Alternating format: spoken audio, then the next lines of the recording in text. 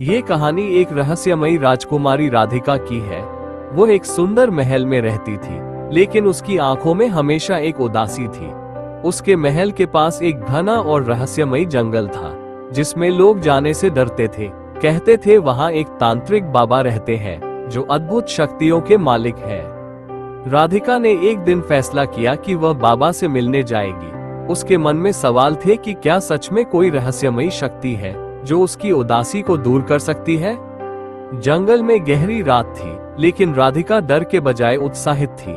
जैसे ही वो तांत्रिक बाबा के आश्रम तक पहुंची, बाबा ने उसे देखा और मुस्कुराते हुए कहा, तुम यहाँ क्यों आए हो राजकुमारी? मैं अपनी उदासी और दुखों से मुक्ति पाना चाहती हूँ।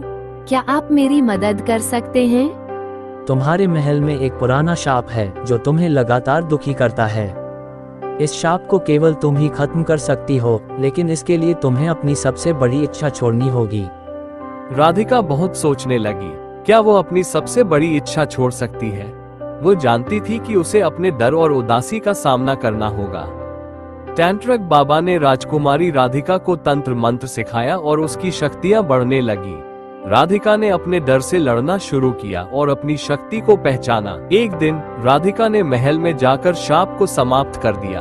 जैसे ही उसने ये किया, एक तेज रोशनी ने महल को घेर लिया।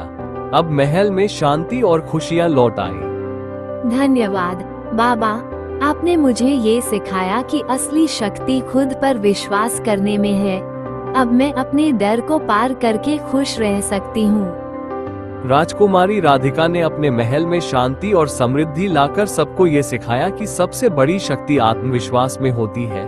अगर हम अपने डर का सामना करें और विश्वास रखें, तो हम किसी भी मुश्किल को पार कर सकते हैं।